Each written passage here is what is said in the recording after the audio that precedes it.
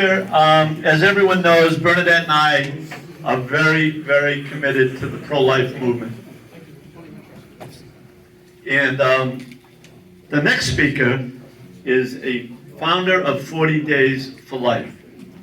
And many of you will remember that in December of 2020, the radical left on Beacon Hill passed a bill that provides no medical care for babies born alive. Right.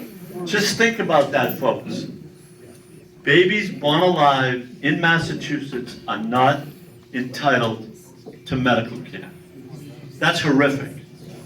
That is horrific.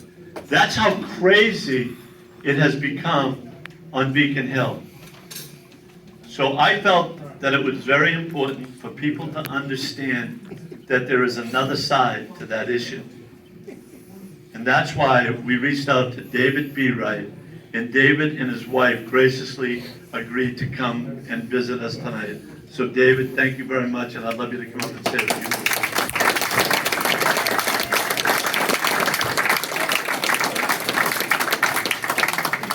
Well, good evening. It's an honor and a joy to be with you. And I don't think it's an accident that when Jim asked me to come here to speak to the convention, we had no idea the news that would leak out with the draft opinion in the Dobbs versus Jackson Women's Healthcare Supreme Court case. And as we all know, we seem to be at a unique and unprecedented moment where after 49 and a half years of legalized abortion, we appear to be on the verge of the Supreme Court erasing and overturning this egregious decision that has resulted in the death of 70 million American children. And here we are gathering at this moment as we are on the precipice of a complete change in American history. But what we need to understand is even if the final decision ultimately does overturn Roe versus Wade, that does not end abortion. It simply throws the decision back to the states. And here in Massachusetts, things are actually going to get worse before they get better. In the last reported year, 16,452 children died from abortion in the Commonwealth of Massachusetts. Abortion is the single leading cause of death in Massachusetts. And that was before the act that was imposed that then expanded abortion to include younger children, teenagers, and also to deny life-saving care for infants born alive. And now you have Massachusetts abortion legislators who are saying that they would, even if the federal government passed a prohibition on abortion, they would refuse to enforce it here in Massachusetts. And the abortion industry and their paid allies in the legislature are saying that they want Massachusetts to become a haven for abortion so that those in other states that may restrict or prohibit abortion could come to Massachusetts and end the life of a child and to wound a woman. We have to understand that this is a critical moment for all of us, and we need to do more to come alongside mothers in a time of need than ever over these last 50 years. And we need to do more to be a voice for the voiceless, innocent children in the womb than we have ever done before.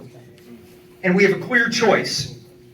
You look at the Democratic Party platform, and it is absolutely emphatically for abortion, taxpayer funding of abortion. And the clear alternative is the Republican Party, that as a party has a platform that is emphatically for the protection of human life, the very first right that was given to us in the Declaration of Independence, not by our founding fathers, but by our Creator, the right to life, without which there can be no right to liberty, no right to the pursuit of happiness, and no freedom. So if we are going to preserve freedom, as this convention is aiming to do, then we must begin by preserving life. And as we do so, we need to think about, yes, that child in the womb, but I want to encourage us to think about who else is affected by this. And I actually, right as my wife and I were leaving our house earlier today, I grabbed off my desk a photo that I've held on my desk since 2007. And this is a photo of Laura Hope Smith. I got this photo from her mother, Eileen Smith, when we were visiting 40 Days for Life campaigns in 2007 in Massachusetts. And this woman, Eileen, came up to me and she said, I know that you work tirelessly to speak up for children in the womb who are at risk, made in God's image and likeness, and thank you for that, but never forget the women. And she said, my daughter, our adopted daughter, Laura Hope Smith, found out she was pregnant. She was so terrified, she didn't think she could come and talk to me and my husband. And so she secretly scheduled an appointment at a Hyannis, Massachusetts abortion facility. She said she went that day, September 13th, 2007. I had no idea until later that day my phone rang. And they said she was at the abortion facility, the abortion was completed, and she died at the hands of that abortionist. Not only did her daughter die that day, but her grandchild died that day. And Eileen said, never forget the women.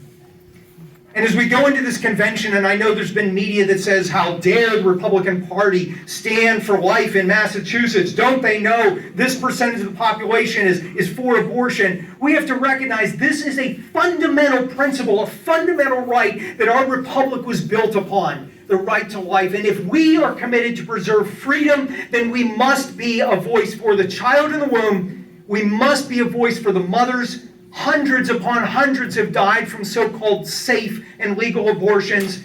And we also must promote the principles and the values that we uphold.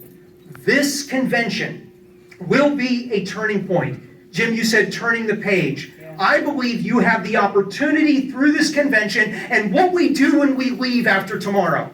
The real measure of the success of the 2022 Massachusetts GOP convention will be what happens the day after.